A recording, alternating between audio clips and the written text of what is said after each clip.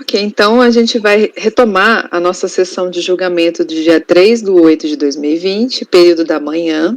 Nossa sessão se iniciou às 9 horas, retomando a partir do nosso intervalo da primeira turma da terceira Câmara da segunda sessão do CAF. Presentes os conselheiros João Maurício Vital, Wesley Rocha, Kleber Ferreira Nunes Leite, Fernanda Melo Leal, Paulo César Macedo Pessoa, Letícia Lacerda de Castro, Tiago Duca Amoni e Sheila Aires Cartacho Gomes. Aqui como suplente nós teremos o Dr. Tiago, que estará conosco durante todo o período da reunião de julgamento, substituindo uma vaga aqui do nosso colegiado. Estávamos no item da pauta, nós vamos para o item da pauta número 21, da Associação Chapecoense de Futebol, de relatoria da doutora Letícia. Com a palavra da doutora Letícia.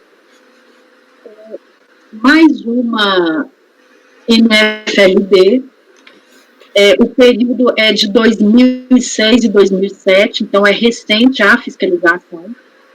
Mesmo contexto fático, não foi apresentado documentos essenciais, como livros contábeis, GFIPs, houve os autos de infrações lavrados, que nós vamos julgar daqui a pouco.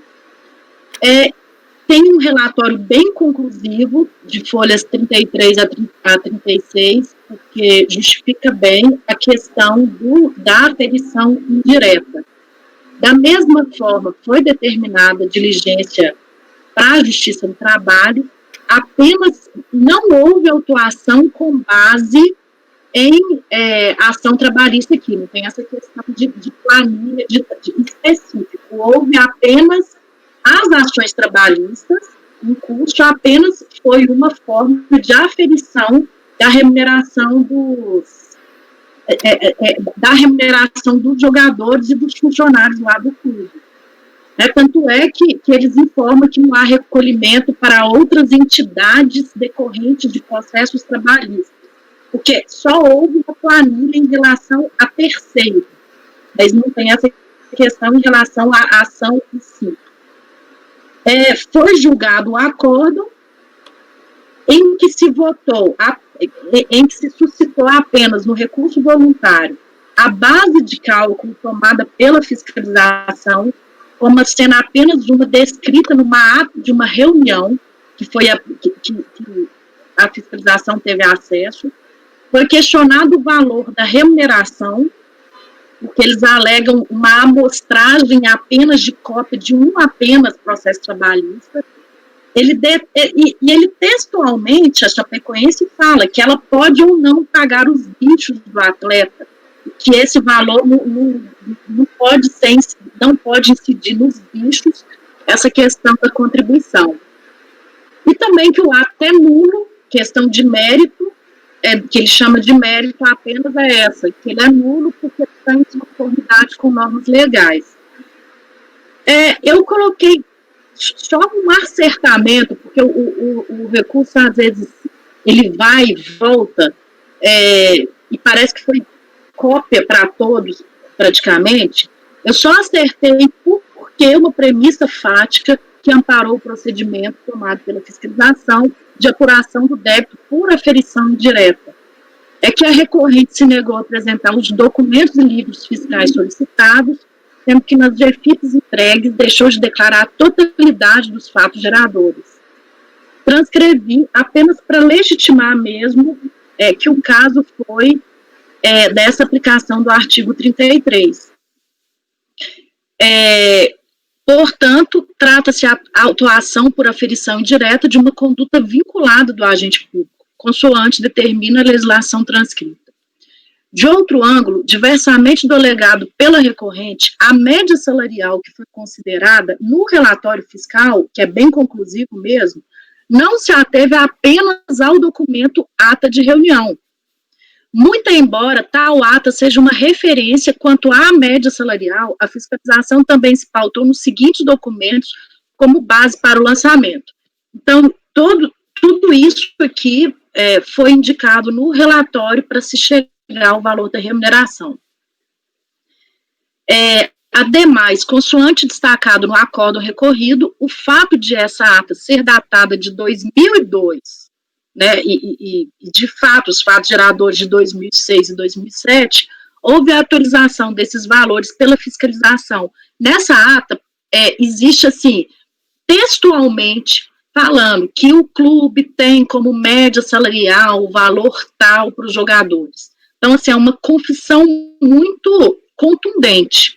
Por isso que essa ata toda hora é referida aí no questão do relatório fiscal. E é um valor que é completamente superior ao declarado pela Chapecoense. Em seu recurso, a recorrente segue argumentando que os valores pagos aos seus funcionários são inferiores, olvidando-se em trazer provas dessa alegação. Não apresentou livros contábeis solicitados, destarte provando, ou seja, ela deixou de provar, por qualquer prova material, o valor dessas remunerações. Nessa linha de raciocínio, refuta-se a alegação de que o valor total da remuneração foi realizado por amostragem de cópia de um processo trabalhista que teria concluído pelo pagamento por fora da folha salarial.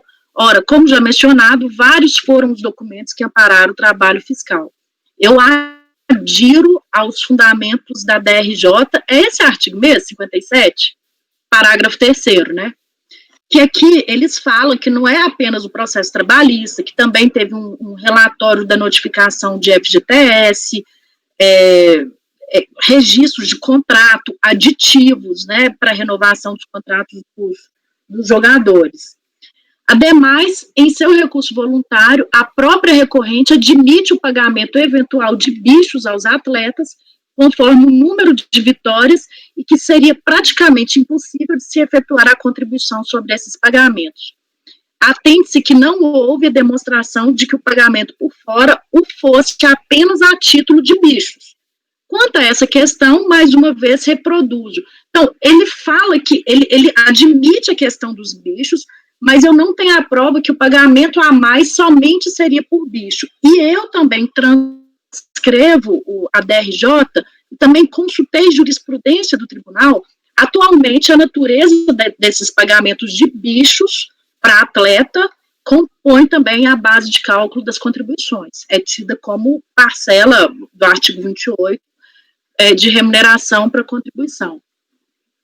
E aqui, em relação, por fim, a esse descumprimento dos preceitos na atuação da fiscalização, destaque que as alegações são genéricas, imprecisas, que não vai nulificar a NFLD. E vou fundamentando mais aqui a seguinte: com base no exposto, não teve preliminar suscitada. Então, com base no exposto, voto por negar provimento ao recurso. Esse é o voto.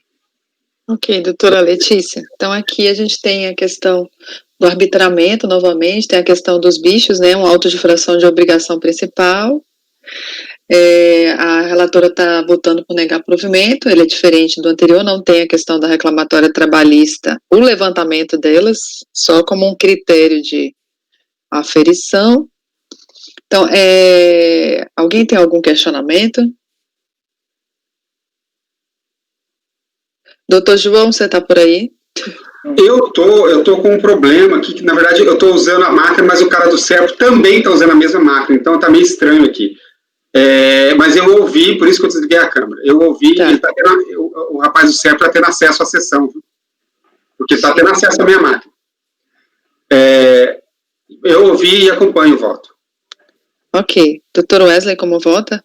Eu vi aqui o recurso voluntário, viu? Eu acompanhei, eu analisei também o relatório fiscal. Caberia aqui a recorrente, nesse caso, ela cita a questão da ata, né, doutora Letícia? E, inclusive, falando com prejudicial de mérito, né, o valor atribuído de R$ 1.200 como valor base, né? E aí ela não traz nenhum tipo de documento que poderia fazer uma contraprova, só alega realmente que a média e salarial pela ata de reunião não seria mais adequada para o lançamento da operação direta. Correto? Eu acho que é isso, né? e menciona também que o documento juntado para apenas um ou alguns jogadores não seriam para todos. Mas no relatório fiscal, inclusive, há uma descrição que não é só essa média, não, que foi colocado dos valores.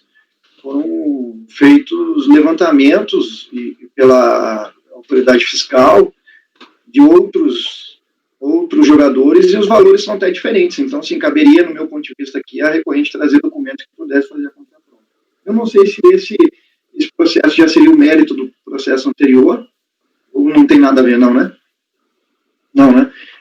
Então, assim, muito bem colocado aí pela relatora, muito bem relatado, inclusive, gostaria de cumprimentar novamente, e muito bem assertivo com os dados do processo aqui. Eu acompanho a relatora. Ok, doutor Kleber. Eu acompanho a relatora. Doutora Fernanda. Acompanho a relatora. Doutor Paulo. Acompanho. Doutor Tiago. Acompanho. Eu também acompanho. Então, acordam os membros do colegiado, por unanimidade de votos, em negar provimento ao recurso. Esse foi o item 21. Item 22.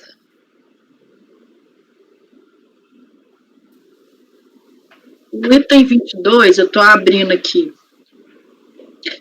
Aí o item 22, nesse contexto todo, traz a questão das obrigações acessórias. Do período de 2001 e de 2001 a 2005. Tá? Então, houve aplicação de penalidade pela não apresentação de documentos solicitados, bem como esclarecimentos à fiscalização. O lançamento foi julgado procedente, foi interposto o recurso em que se suscita. Defende a prescrição, entre aspas, eu entendi que era decadência, né, do direito de exigir as contribuições e multas anteriores a 9/11/2002, sustenta a ilegitimidade passiva por conta daquela questão de administração da empresa por terceira. Inciso 3º, que não dificultou a fiscalização em momento nenhum, sendo que os documentos para devida fiscalização já foram apresentados nos autos, sem nenhuma resistência, que deveria a recorrente ser notificada para a apresentação dos documentos, já que era administrada por terceira empresa, e que o auto de infração é um ato administrativo e que foi praticado em desconformidade com as prescrições, devendo ser declarado nulo.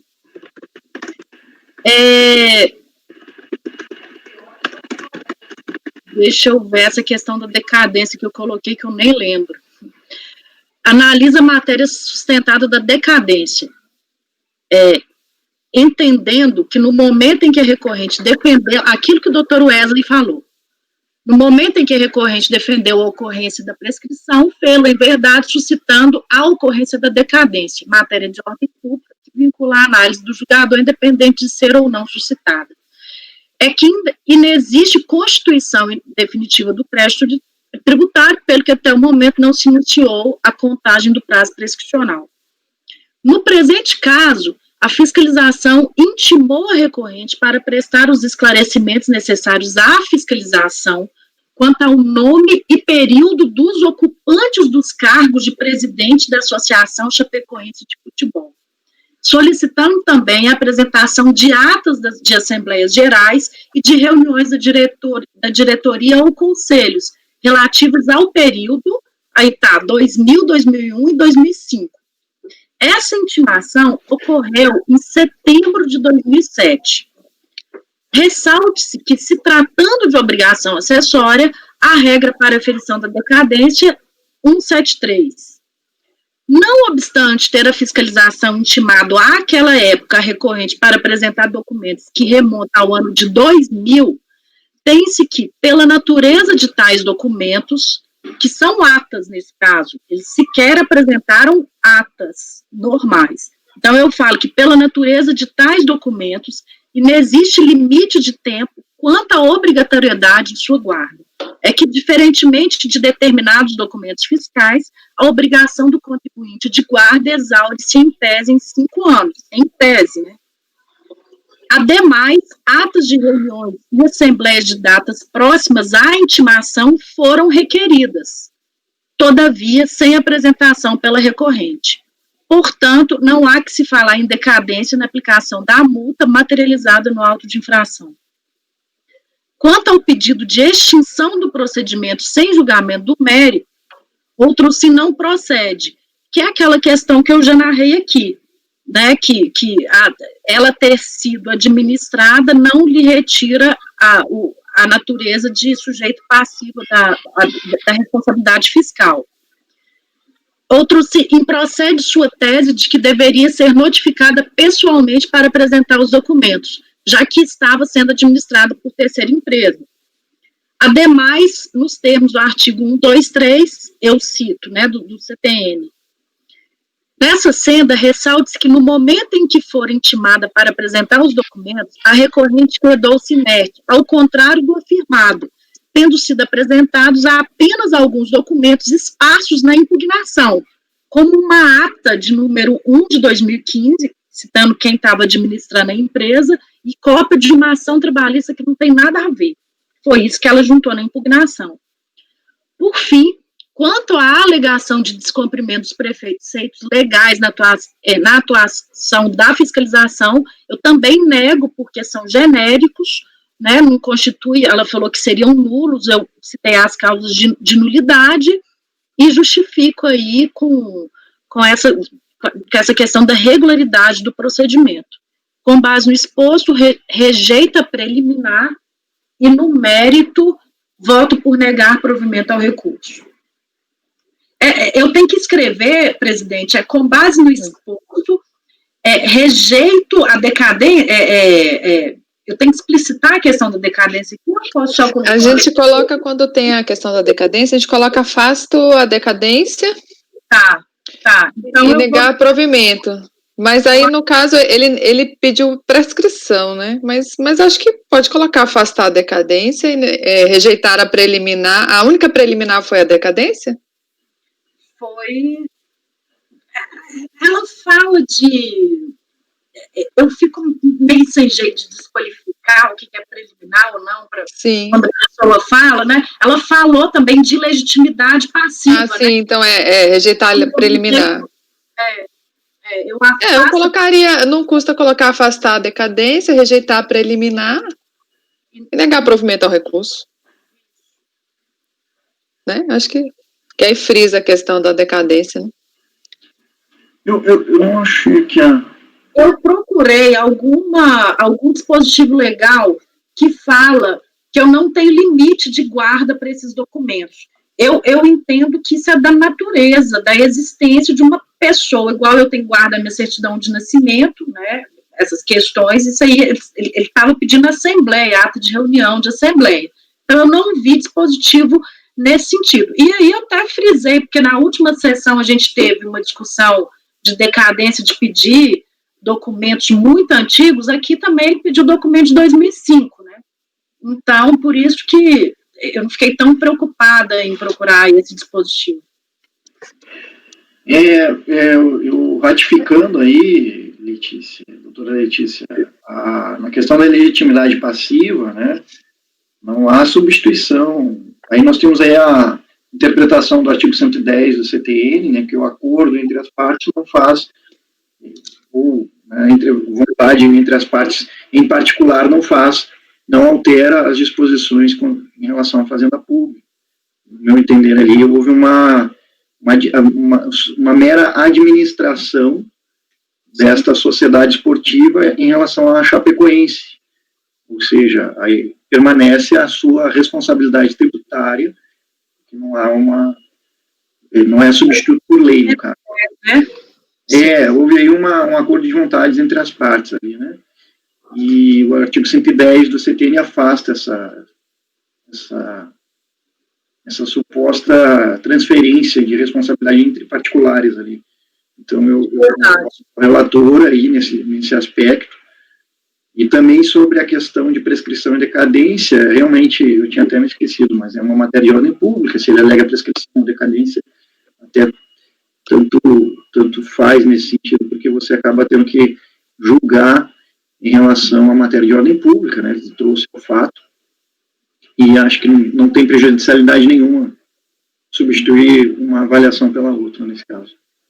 E aqui no caso o auto foi lavrado em 2007, ele pediu documentos de 2005, então ainda que se falasse em relação à tese de que há um prazo para entrega de documentos, não estaria decaído também aos que defendem a tese que há prazo para se exigir. Eu particularmente acho que a natureza desses documentos eu nem tenho. Também nem há um prazo, né, de guarda. Bom, doutor João, como vota? Eu vou pedir 1000 desculpas ao colegiado, mas enquanto a doutora Letícia estava lendo o voto, eu estava sem acesso à minha máquina, porque o Serco estava fazendo um reparo aqui, Sim. que é o VPN. Então eu consegui ouvir, mas eu não consegui ouvir o final do voto. Sim. Agora já acabou e eu vou precisar reiniciar a máquina. Então eu vou pedir uma gentileza, doutora Letícia. Qual foi a sua conclusão? A conclusão foi negar, afastar a decadência. Sim, até aí eu ouvi. Horas, né? Rejeitar a preliminar, inclusive, somada às razões do Dr. Wesley, né, do artigo 110, que a administração por terceira não exclui, e também afastar a questão da nulidade do auto pelas questões genéricas que foram suscitadas, que não há que se falar isso, em nulidade de auto de infração, de forma genérica, e afastar essa questão também. Então, essencialmente, ele tem provas de que ele teria descumprido a intimação fiscal, pelo menos em período que não estaria decaído, embora eu questione a questão da decadência. Ele alegou que entregou, mas não entregou. Tanto é que eu citei na impugnação os documentos que ele apresentou, e anteriormente aqui não tem nada. Ele apresentou uma ata apenas, contendo um nome de quem estava administrando, a data 1 de 2005. Mas, assim, os documentos todos, que com o nome de administrador, ele não entregou. Ele não corrigiu a falta. Entendi. Não. Eu acompanho a relatora, e eu vou pedir uma gentileza também, doutora Sheila. Depois que a gente terminar, eu preciso reiniciar a minha máquina. Então, um intervalo aí de 1 ou 2 minutinhos, que eu preciso reiniciar. Tá, eu vou colher os votos, aí você reinicia. Pode ser? Que é o tempo da gente abrir num outro voto e indo. Então, doutor João, como vota? Acompanho. Doutor Wesley? Eu acompanho, presidente. Doutor Kleber? Acompanho. Doutora Fernanda? Acompanho. Doutor Paulo? Acompanho. Doutor Tiago? Acompanho. Eu também acompanho. Então, acordam os membros do colegiado, por unanimidade de votos, em afastar a decadência, rejeitar as preliminares e negar provimento ao recurso. Para não interromper a gravação, a gente pode... O doutor João reinicia, a gente... Tá. É o tempo da gente... Eu tô abrindo. Eu redigi aqui as coisas. Então, esse foi o item 22.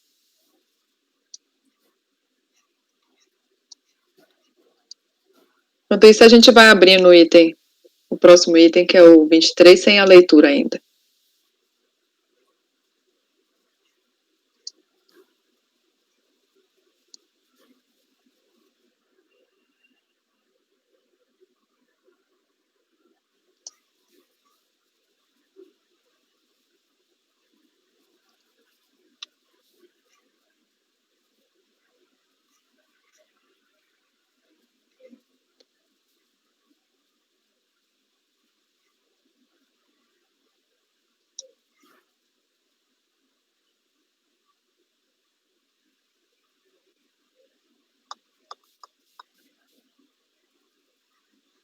Quem já quiser ir dando uma olhadinha.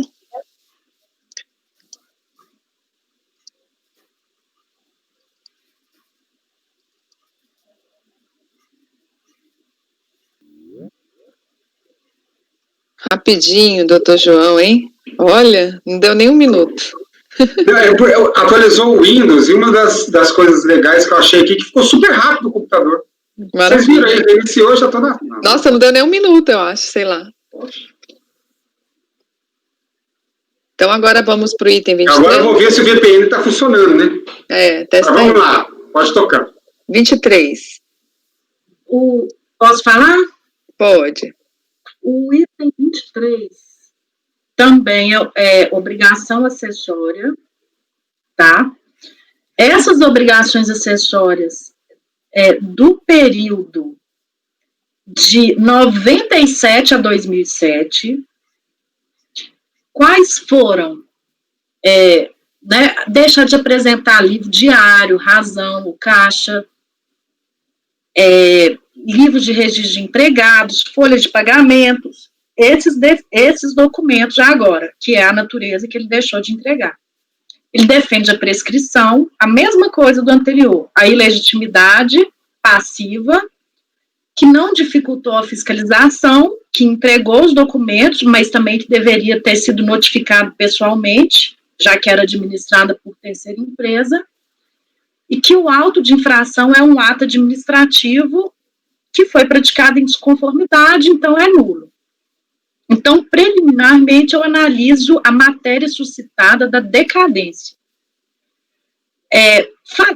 Com as mesmas considerações, falando que eu entendo que ele quis dizer prescrição, que é decadência, mas falou prescrição. Aí eu já entrando no seguinte sentido, no presente caso, é porque teve uma divergência na última sessão em relação a isso. No presente caso, a fiscalização intimou a recorrente para prestar os esclarecimentos necessários à fiscalização, a saber. Aí eu indico os documentos relativos ao período de janeiro de 97 a dezembro de 2005. A intimação foi em maio de 2007. Portanto, observa-se que a fiscalização intimou a recorrente para apresentar documentos que remontam aos anos tais, sendo que muito desses documentos não estava mais obrigada à correspondente guarda ante o transcurso do prazo quinquenal. Aí eu cito, inclusive, o artigo 37 da Lei 9.430, que me fala desse prazo de 5 anos. Só que é o meu entendimento, né, da sessão passada, não obstante ter a fiscalização intimado àquela época a recorrente para apresentar documentos que não estava mais obrigada a fazê-lo, também a intimou para apresentar documentos plenamente exigíveis. Ora, sequer os documentos de 2007, ano da fiscalização, foram apresentados. Portanto, o reconhecimento de que parte dos documentos não seriam mais exigíveis pela fiscalização não conduz à supressão da penalidade aplicada, eis que se manteve a infringência ao artigo tal. Combinado? Então, eu estou afastando a decadência por conta desse período que ela estava exigida a apresentar, que teve a divergência, né?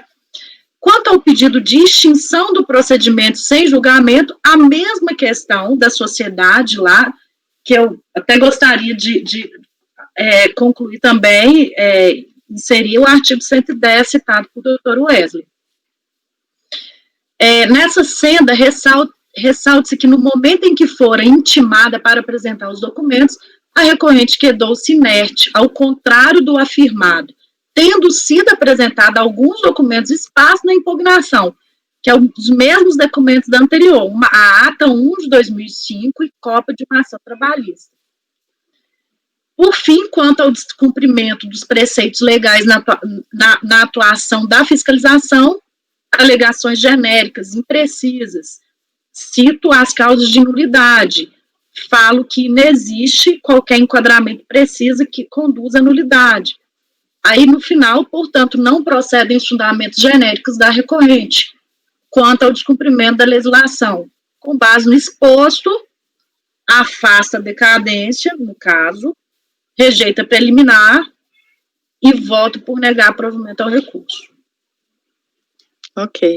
Aqui é um auto de infração de obrigação acessória também. O anterior foi o 35, que é prestar esclarecimentos. Esse é o 38, que é deixar de exibir documentos, né? Alguém tem algum questionamento? Eu só vou no sentido de que eu concordo com as conclusões, mas eu divido em relação só ao fundamento, em relação ao tempo dos 5 anos para apresentar os documentos. Embora o resultado seja o mesmo, eu entendo que a data do fato gerador nesses casos é a data do não cumprimento daquela intimação, e eu também acho que não existe a questão do prazo. Então, eu iria pelas conclusões, porque o seu fundamento é no sentido de que ainda remanesce um período que a documentação é exigível, e nesses casos, como a multa é um valor mínimo calculado independente da quantidade de anos que se infringiu, então a multa vai persistir mesmo existindo um ano calendário, por exemplo, com a infração, né? Então eu vou nesse sentido, mas posição minha já da sessão passada, né? Então, doutor João.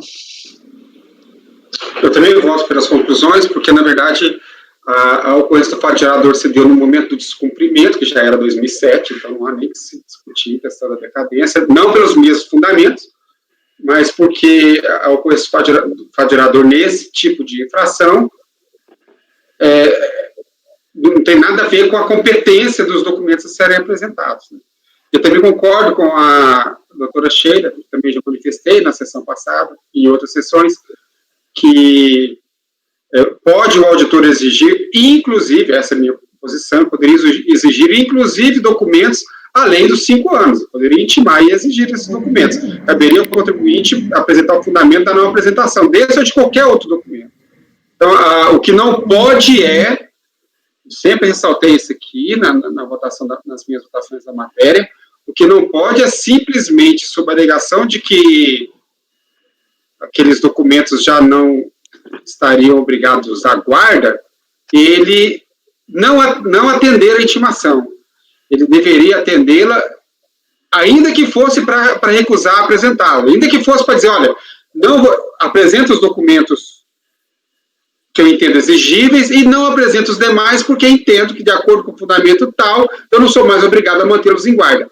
Então, o que o dispositivo legal que institui a obrigação acessória de apresentar os documentos estabelece é que ele tem que atender a intimação, ele não pode simplesmente ignorar a intimação.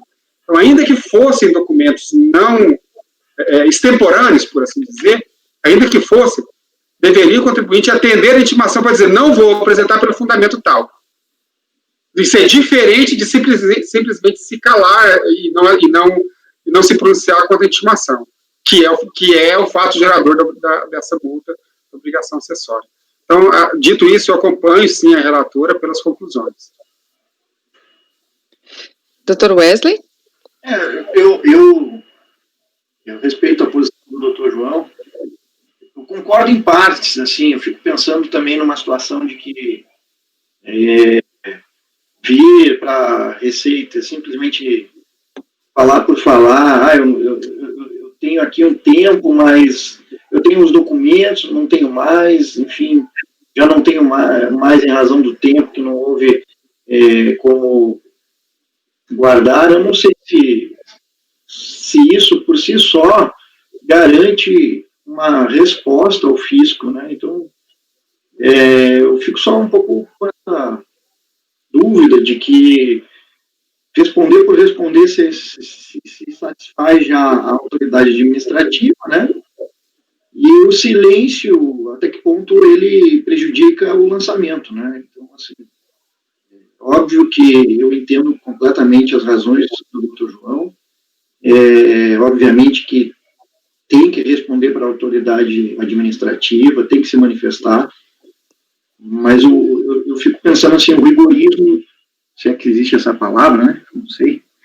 O rigor, no caso, de levar a cabo essa obrigatoriedade de responder por responder, no sentido de, eu tenho, não tenho.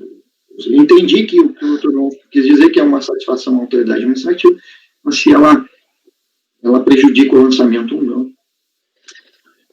E aí, no meu ponto de vista, existem ali os mecanismos que penalizam o próprio contribuinte, né, que é as multas objetivas, não ter respondido, enfim. Então, eu vou votar com a relatora. Ok. Dr. Kleber?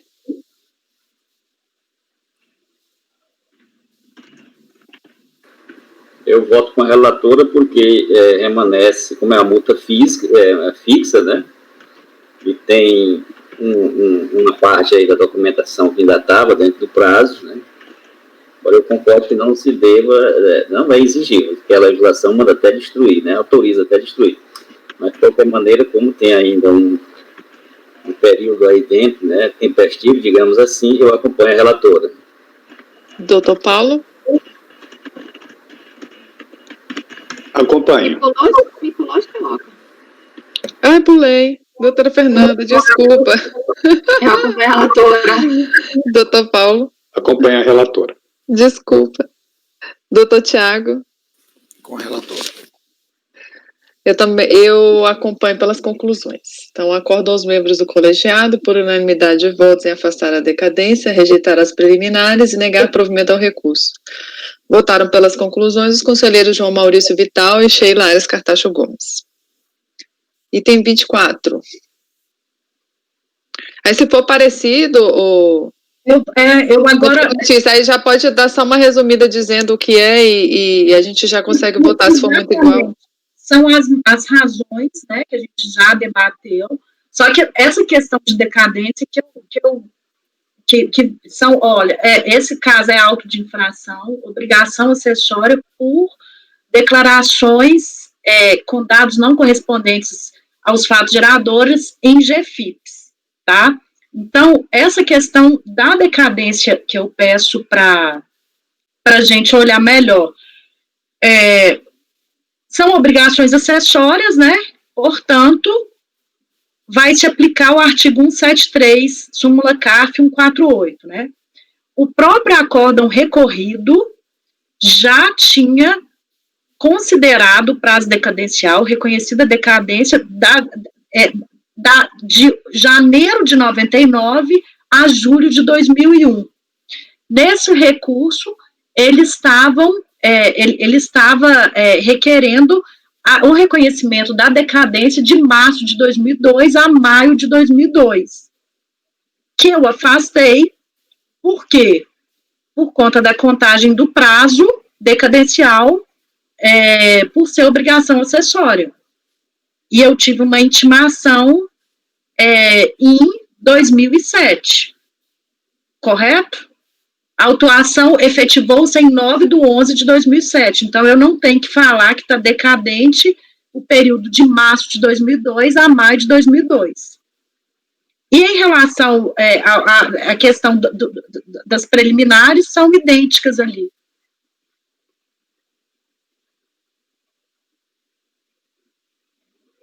Certo? Que? Doutor João, que é o homem do prazo da decadência? Não, está correto o prazo, porque se é 2002... Né? É o exercício seguinte. Começa a contar 1º de janeiro de 2003 e a terminar 31/12/2007, o lançamento foi dentro de 2007, não está decaído. Foi 9/11.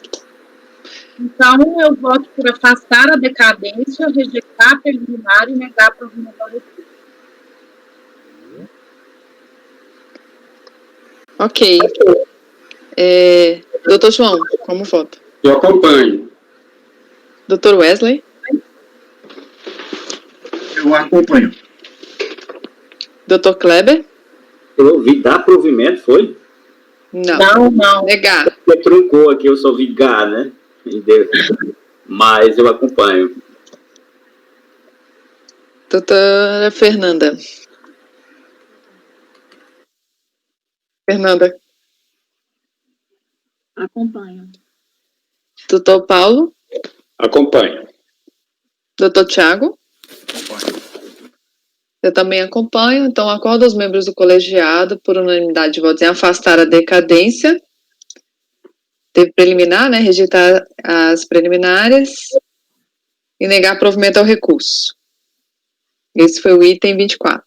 Indo para o último da Chapecoense, 25.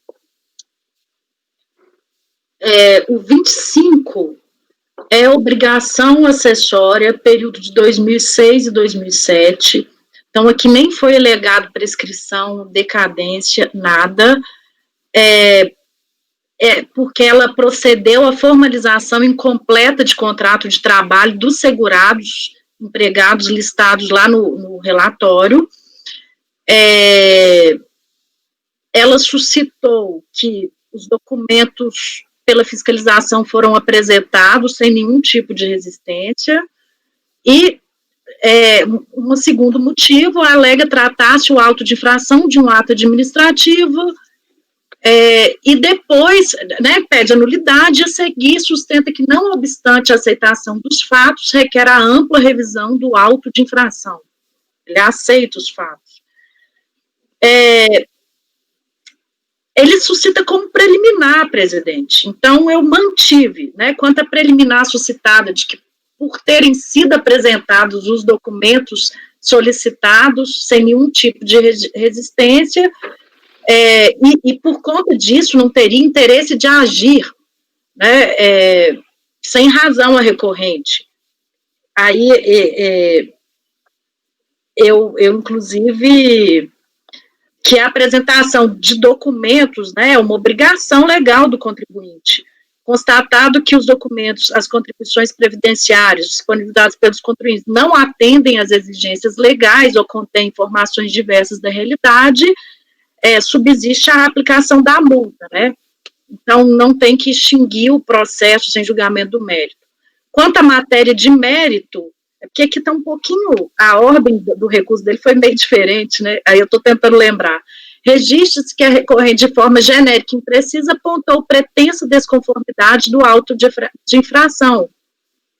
Aí eu adotei as razões do acórdão, que nesse acordo específico foi extremamente detalhista, né, falando das formalidades do auto de infração. Ademais, destaque-se que são alegações genéricas e, por conta disso, não procedem os fundamentos genéricos da recorrente. Com base no exposto, rejeita preliminar e vota por negar provimento ao recurso. Ok, aqui é um auto de infração CFL 56, porque ele deixou de registrar aqueles empregados que ele levantou as contribuições. Aqui, no caso, ela está só rejeitando a preliminar e negando o provimento ao recurso. Alguém tem algum questionamento? Doutor João, como vota? Eu acompanho. Doutor Wesley? Eu acompanho, presidente. Doutor Kleber? Acompanha a relatora. Doutora Fernanda? Acompanho a relatora. Doutor Paulo? Acompanho também. Doutor Tiago? Acompanho. Eu também acompanho. Então, acordam os membros do colegiado, por unanimidade de votos, em rejeitar a preliminar e negar provimento ao recurso. Esse foi o item 25.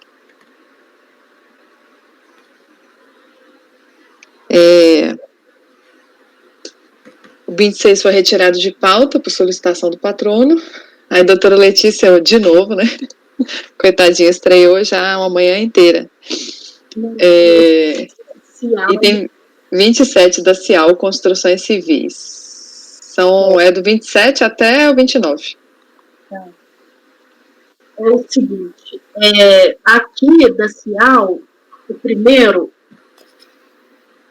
trata-se de questão de obrigação acessória por não exibição de livros fiscais. Eu vou contextualizar aqui, porque a contribuição em si desse processo foi um processo muito pesado em relação à autuação pela contribuição. E muito em vista disso, né?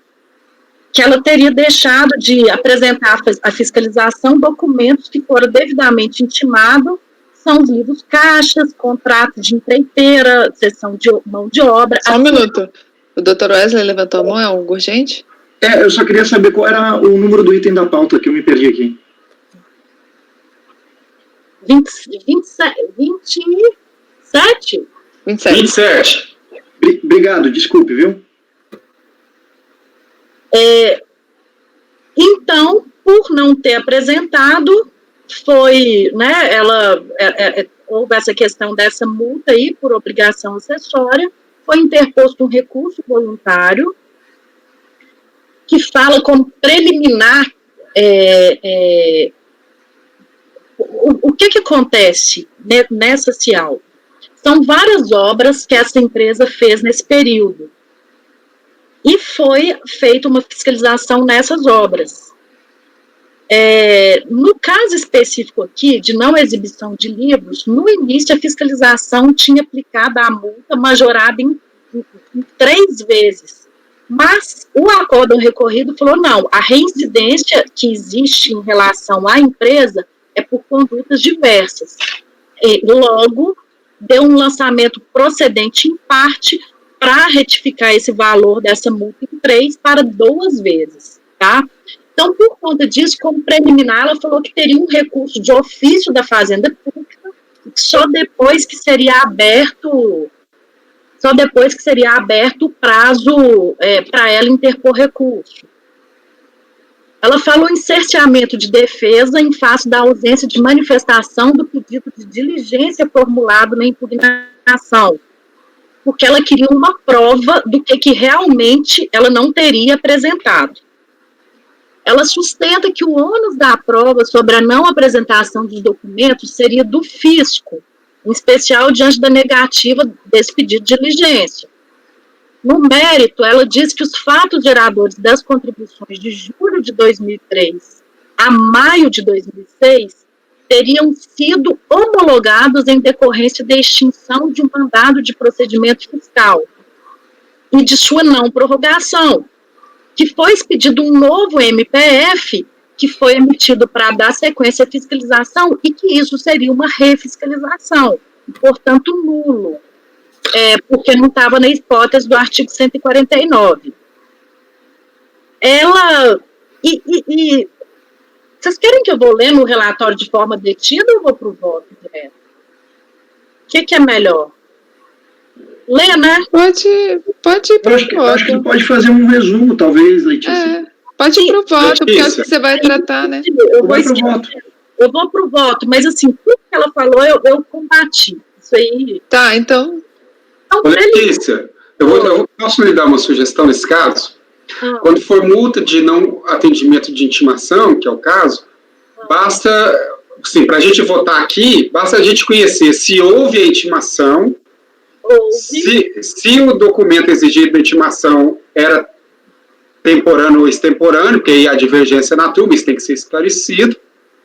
E eu acho que basta isso, porque o valor, por exemplo, se houve reincidência, que nesse caso é relevante, isso já foi resolvido na primeira instância, e aí eu acho que não precisa dizer mais nada para votar, assim. A não ser que tenha uma questão inovadora no recurso. Não tem nada inovador no recurso, não. Ele, inclusive, tudo que está alegando aqui vai alegar no próximo, tratando, por exemplo, essa questão da preliminar, obviamente, não sustenta o recurso de ofício. Essa segunda, eu tenho medo de ser prolixa, essa segunda preliminar, por exemplo, de direito de defesa, claro que não. Relatório fiscal é extremamente específico nos documentos que ela deixou de apresentar. Então, eu não tenho esse ônus de falar para ela o que ela apresentou ou não, né?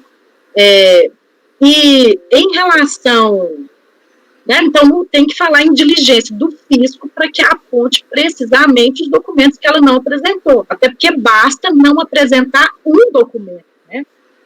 Em relação a essa questão da refiscalização, também não. Foi no momento que eu tive a questão da Receita Federal do Brasil, e que simplesmente mudou os números dos mandados de procedimento fiscal. Então, não teve irregularidade no MPF para a questão da fiscalização. Então, não tive refiscalização. Aí eu adiro a questão da refiscalização ao acórdão recorrido, né, porque explica de forma técnica essas questões que para mim eram, inclusive, desconhecidas.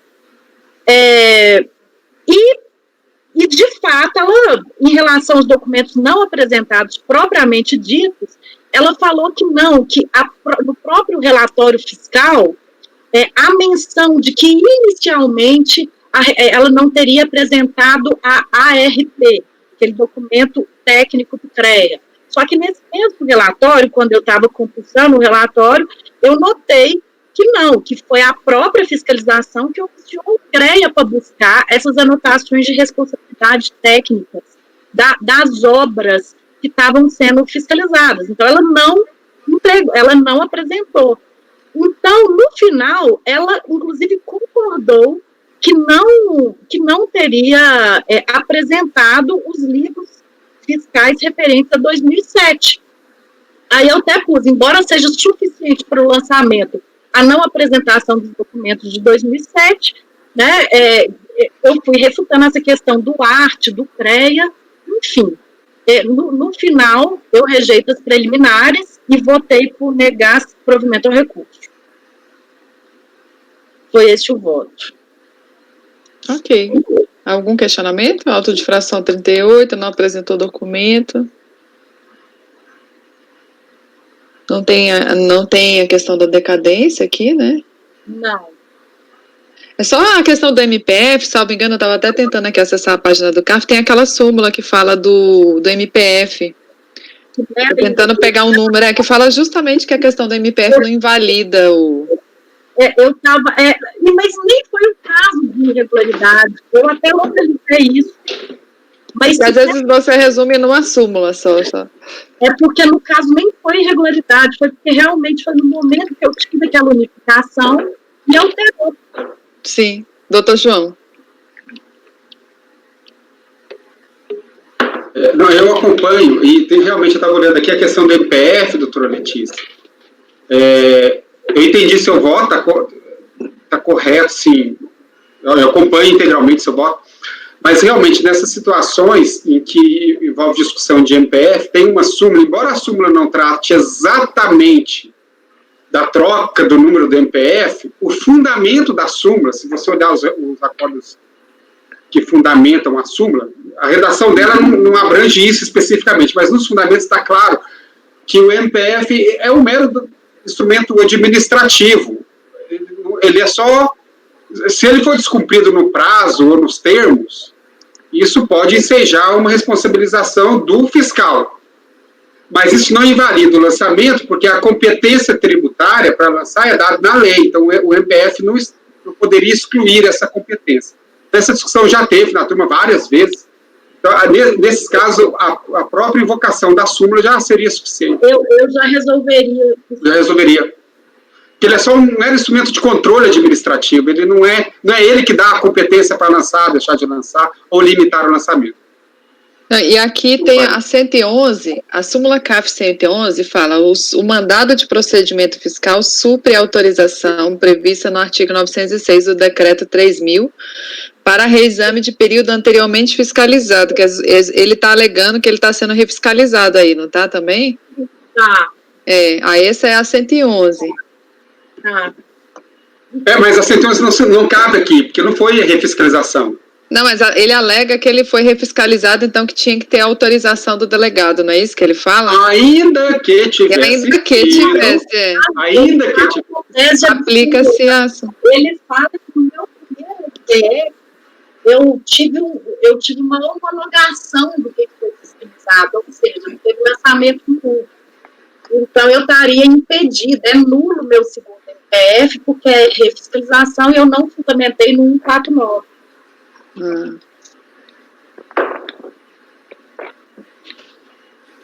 Eu não estou achando o número da outra, mas depois dá uma olhadinha no número aqui. Quando é assim, presidente, com essas orientações todas que eu estou tendo, por exemplo, depois eu tenho que alterar o voto para poder descontinuar?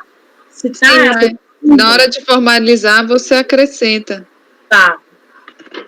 O que normalmente eu faço, Letícia, acho que todos nós fazemos, no momento que a gente está lendo o voto e aparecem essas observações, que sempre aparecem na sessão, já faz a anotação e salva no próprio documento aí, porque depois, amanhã já não vamos lembrar mais o que a gente discutiu hoje. Apesar de que hoje está tudo gravado, né, doutora Sheila? Pois está sendo bom por isso, porque você volta e assiste. Aí depois eu vou procurar a súmula do MPF, se alguém tiver de cabeça aí. Doutor João, como vota? Não, já votei, eu acompanho. Já votou, né? Doutor Wesley. Qual a súmula do MPF que tu queres? É aquela que não invalida, doutor João, tu lembra? Não invalida que é a 25, não é? Acho que é a 25. É bem no início, deixa eu ver aqui, é 25. Acho que é 25. O prazo, mandado... Não, a 25 é a presunção legal de omissão de receita, não. A súmula do CARF, né? Eu acho que a gente não tem uma Poxa, não tem essa súmula. Não tem não, né? Era só 111 mesmo que eu enfiei na minha cabeça. Tem um entendimento consolidado, mas é engraçado, deveria simular isso, né? Eu achava que tinha súmula. Eu lembro de ter visto uma súmula há pouco tempo sobre isso. Não, a gente coloca um enunciado, geralmente, se eu não me engano, aí não sei se é acho que eu fiquei com aquela súmula 111 na cabeça e... Estranho, né? Poderia ter uma súmula aí, na próxima formação de precedentes a gente pode propor. A gente propõe. Vamos propor. Acompanha, doutor Wesley? Eu vou acompanhar a relatora, presidente. Doutor Kleber? Acompanha. Doutora Fernanda? Acompanho. Doutor Paulo? Acompanhe. Doutor Tiago? Acompanho. Eu também acompanho. Então, nesse caso, acordo os membros do colegiado por unanimidade de votos, sem rejeitar as preliminares e negar provimento ao recurso. Esse foi o item 28. Inicialmente, eu peço desculpas, que eu queria ler novamente esse voto do 28, porque é um recurso de 120 páginas, é um relatório fiscal de 100 páginas, enfim, para trazer uma coisa mais objetiva, e, enfim. Aí, no caso da CIAL, nós vamos tratar das contribuições mesmos, previdenciárias, parte dos segurados e patronal, e de terceiros, e também de incapacidade laborativa, enfim. Houve, a base de cálculo dessas contribuições, eu já estou no relatório, a base de cálculo dessas contribuições foi mediante arbitramento. Depois da impugnação, isso eu vou explicar no voto melhor, o feito foi baixado em diligência para que fossem aclaradas umas questões suscitadas na impugnação, referentes à forma deste arbitramento, porque houve muita questão técnica nesse caso aqui, relacionada ao CREA, que eu vou falar no meu voto. O relatório então, esse relatório discriminou muito bem todas essas questões objetivas de uma forma bem clara, e bem, a ponto de até a gente que tem apenas formação jurídica ter fácil compreensão.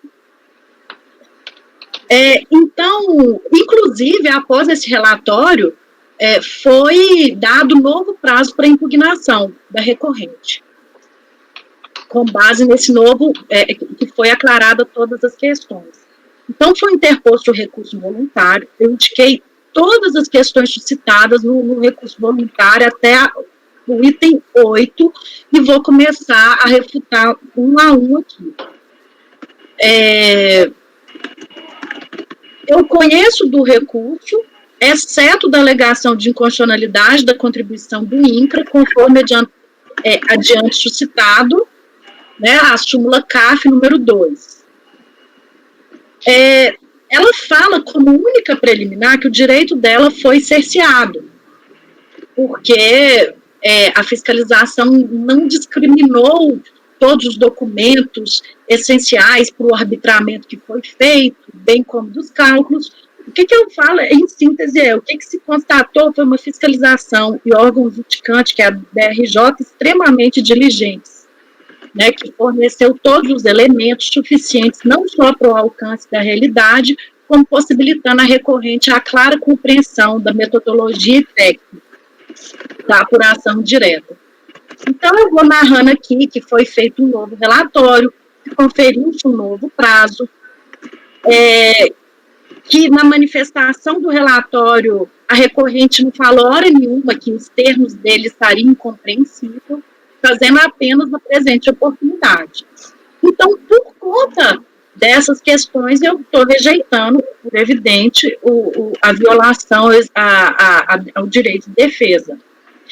Quanto à alegação de que não teria recebido os documentos relacionados, que ela fala que não recebeu os documentos no recurso, eu tenho um despacho às folhas 481 da auditora fiscal, nesse relatório complementar, falando que estaria sendo disponibilizados todos esses documentos ali indicados, e mais ainda lá no relatório. ou seja, não procede. As folhas 482, eu tenho esse relatório complementar. Aí eu reitero que a redação é didática. Enfim, rejeitei a preliminar.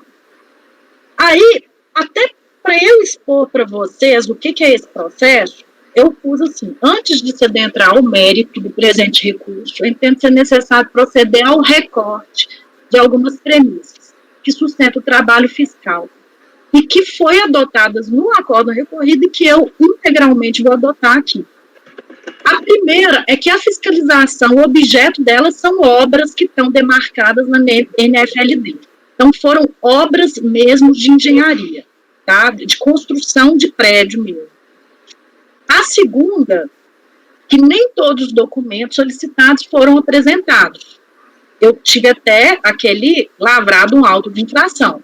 A terceira premissa disso é que a contabilidade da empresa, em especial a escrituração de seus documentos fiscais, não se amolda aos requisitos impostos pela legislação então vigente, impedindo a auditoria fiscal obter clara compreensão das obras do objeto da fiscalização. Eu só vou individualizar aqui nessa premissa uma consta no relatório fiscal, por exemplo, que ela teria registrado na conta específica de uma obra, que é a Almoxarifado de Curitiba, todos os lançamentos relativos a outra obra. Ou seja, o que eu quis dizer aqui para todos vocês é que a contabilidade dela é imprestável em normas técnicas contábeis mesmo. A quarta premissa é em relação às GFIPs. No momento em que estava sendo feito o arbitramento da remuneração base de cálculo, ela entregou várias GFIPs, todavia, sem nenhuma especificação de que obra que se tratava, e que a fiscalização foi e não considerou. As GFIPs que tinha, quanto àquelas que tinham a especificação da obra, elas já tinham sido levadas em consideração pela fiscalização. Uma quinta premissa é que, para mim é uma questão nova, encontrado pela fiscalização o CUB, né, que é o custo unitário básico das obras. Como eu não tinha uma contabilidade precisa, a fiscalização teve que buscar, juntar o CREA e Sinduscom, métodos para encontrar o que é o custo unitário da obra, verificou um valor discrepante em relação ao custo apurado de mão de obra contido na fiscalização contábil da recorrente. Com o CUB, a fiscalização pegou 20% para inferir o que seria de mão de obra. Então, ela pegou até um valor mínimo para poder fazer a autuação, nesse caso. Uma sexta premissa é que dessa discrepância do CUB encontrado nas obras, de um lado e de outro, da prova material de aquisição, material de construção, é o seguinte: no relatório fiscal tem grande compra de argamassa e concreto usinado, só que não tinha nenhum funcionário, nenhuma mão de obra registrada no período. A fiscalização falou: tinha que ter gente trabalhando, já que você comprou essas questões, esse material de construção. Então, teve mais essa irregularidade que pautou o arbitramento. A sétima premissa, que a fiscalização apurou irregularidades quanto ao pretenso contrato de consultoria técnico celebrado pela recorrente. O que aconteceu? A empresa recorrente, ela lançou como um contrato de consultoria com valores altíssimos com a empresa CRE e Formato. Só que, quando a fiscalização suspeitou disso e verificou que, na verdade, essas empresas, elas estavam sendo subcontratadas mesmo, elas estavam trabalhando, fazendo trabalho de engenharia, elas foram subcontratadas, houve uma cessão do contrato. E em relação ao contrato de consultoria, não teve pagamento nenhum de fato gerador lá de contribuição previdenciária. Então, teve uma desqualificação dessa questão da consultoria técnica para a cessão de mão de obra, inclusive essa questão da retenção de 11%. Concluiu a fiscalização, entendimento seguido pela DRJ, que legítima seria o lançamento por arbitramento Volvendo-se às questões de mérito suscitadas pelo recorrente, passa a refutar a tese da refiscalização citada, que foi a primeira. Então, é que tudo que eu tinha falado na anterior, que eu vou incluir agora a súmula CARF 111. Então, já superei aqui. Gente, eu vou tentar fazer esse resumo, então, tá? Porque são muitas páginas aqui. Em relação à nulidade da NFLD, em virtude de os registros contábeis da empresa demonstrarem que os fatos geradores arrolados no lançamento ocorreram, o que acontece? A empresa chegou e falou, olha, não tive obra nenhuma em julho de 2017. E você me lançou o fato gerador em julho de 2007, aliás. As minhas obras foi de 2002 a 2006. O que a DRJ constatou e que eu estou seguindo? Como a aferição foi indireta, houve esse parâmetro, a rigor, conforme explicitado nas premissas demarcadas no presente bloco, a fiscalização foi legitimada, né, a agir com a aferição indireta. Nesse aspecto, não se exige precisar exatamente em quais meses ocorreram os fatos geradores das contribuições, não se divorciando da legalidade a utilização como meio de competência, que foi utilizado, como aquele emitido no documento de regularização da obra, que foi do mês de julho de 2007. Aí, em relação ao arbitramento utilizado pela fiscalização, que ele questiona, eu volto na questão das premissas, né? Ele fala que ele tinha dados para fazer uma apuração real.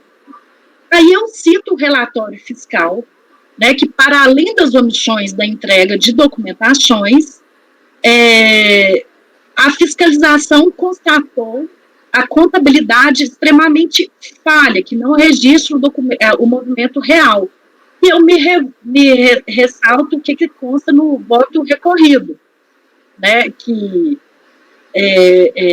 não foi mera falta de entrega de mas existe um conjunto de irregularidades que me legitima a ter aferição direta.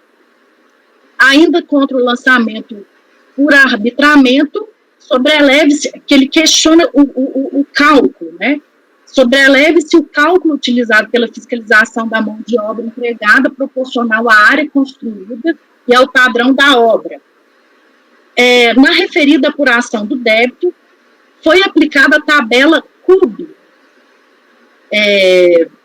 de acordo com a área construída e o padrão da obra. A multiplicação da área construída pelo valor CUB reflete o custo total da obra.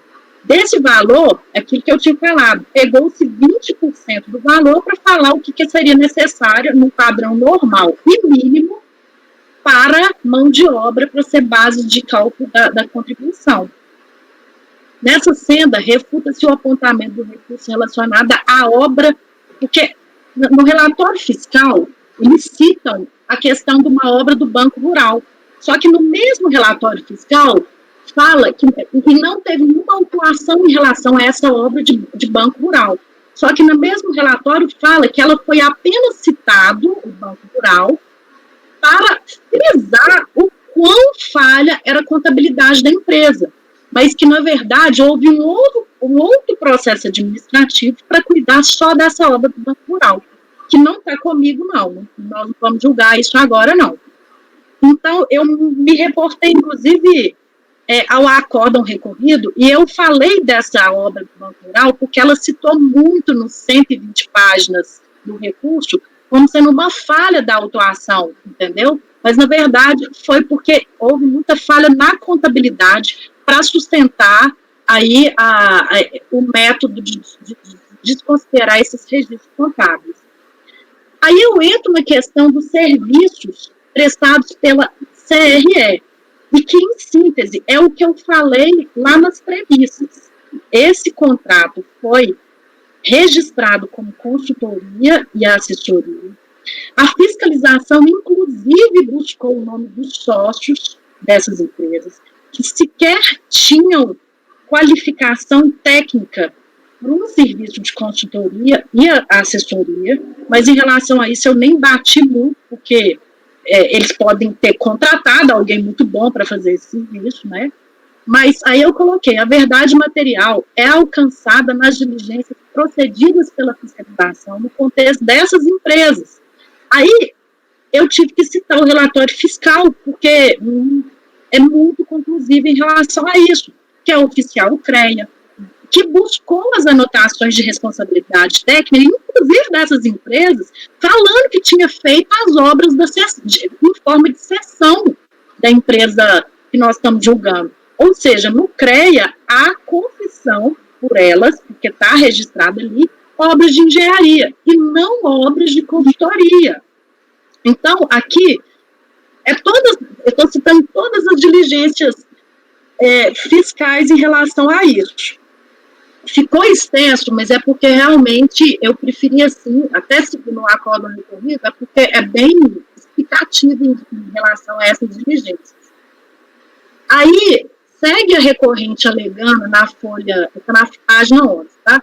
Segue a recorrente alegando na folha 947 a validade dos contratos de consultoria e assessoria, né, defendendo que não há indício de que as empresas tenham mascarado os contratos de empreitada.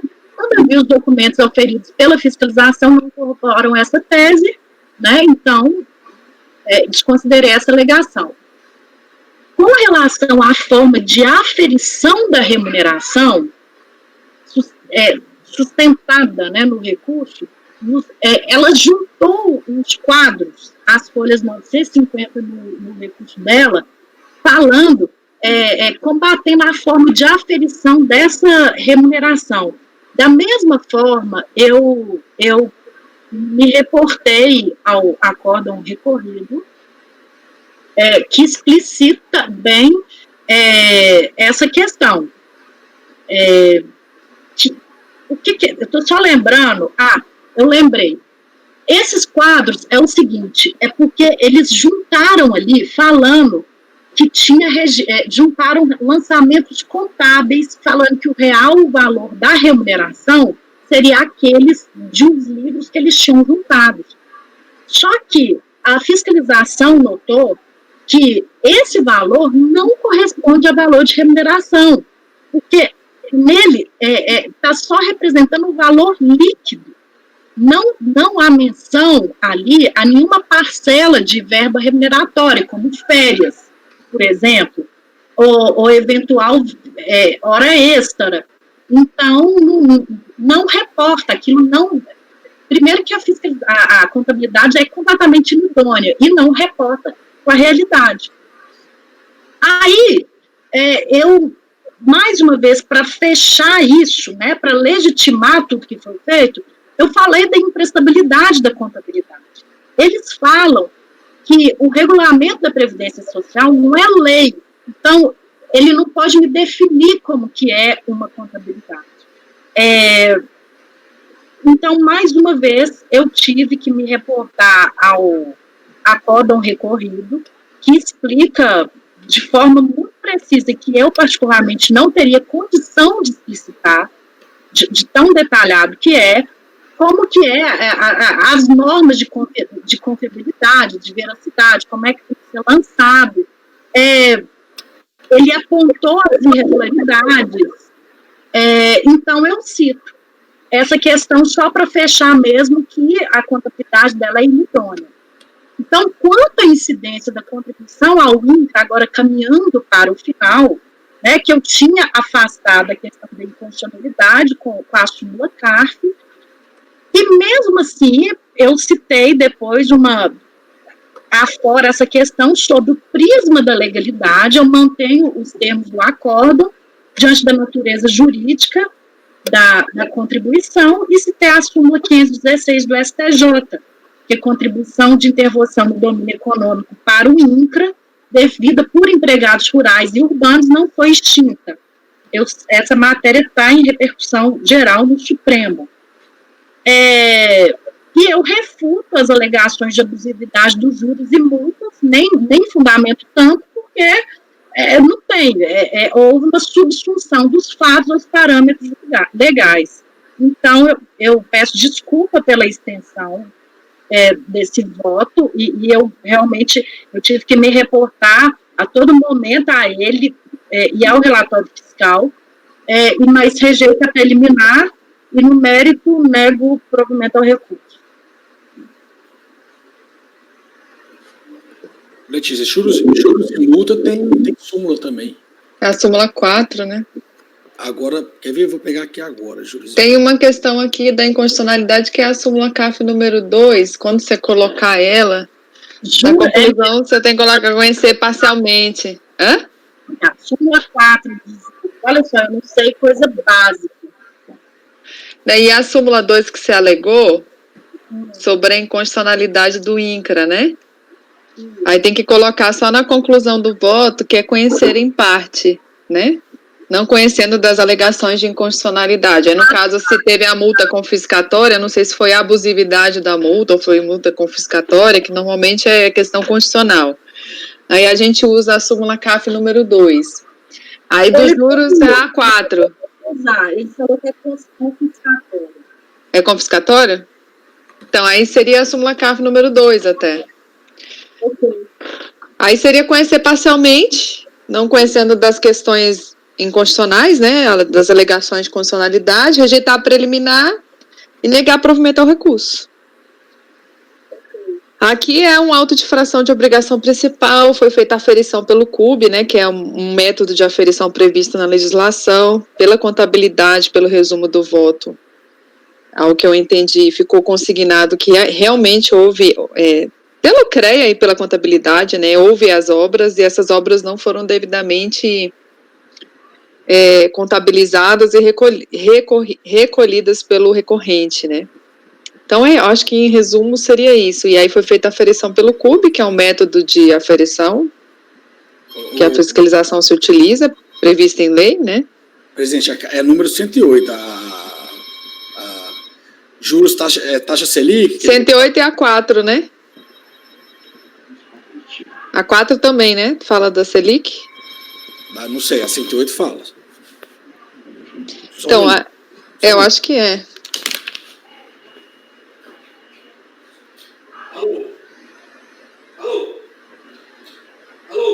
Tem um telefone tocando aí. Não, então, o 108 é a incidência do juro sobre multa. Juro sobre multa, E a 4 é a incidência da Selic em si, sobre o tributo. Isso. Mas tem a 108 aí também. Eu vou ler melhor ali para ver qual que se aplica. Não, mas porque ele questiona a incidência. Letícia, ele questiona a incidência de juros sobre a multa ou questiona a incidência de Selic como um todo?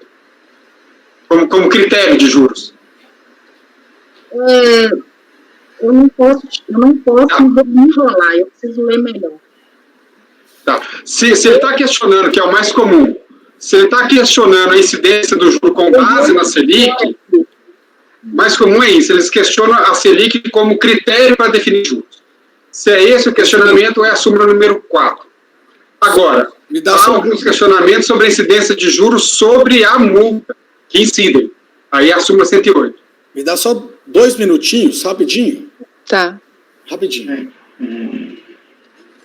Mas, em síntese, eu tive alguma dificuldade com esse processo, porque é muita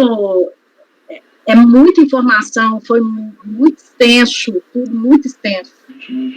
Embora eu tenha convicção das irregularidades todas aqui que foram praticadas e pela correção da atuação no caso.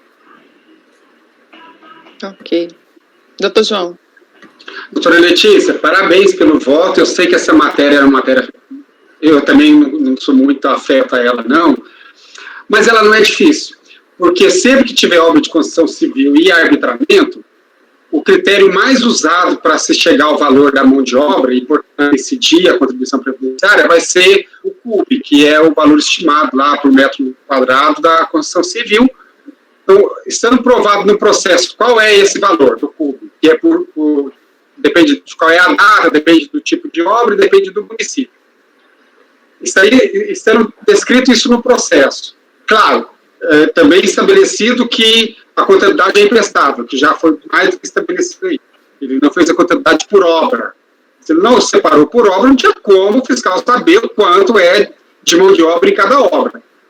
Então, afastando a contabilidade como critério direto, resta a possibilidade de... doutora Sheila, estou aproveitando o tempo que o doutor Tiago está fora aqui.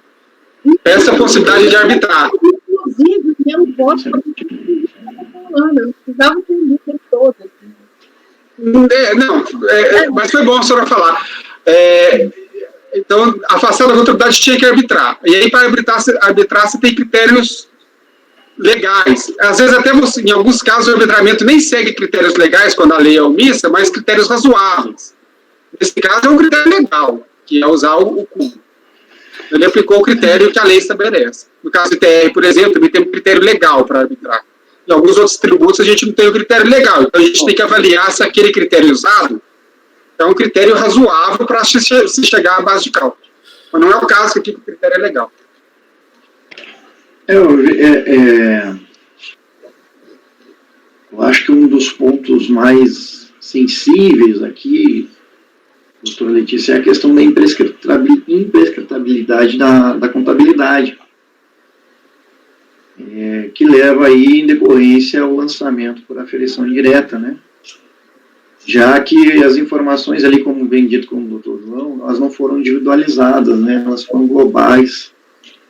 E aí você perde ali a sustentabilidade da escrituração contábil, que ela tem que ser real, né? Ela tem que satisfazer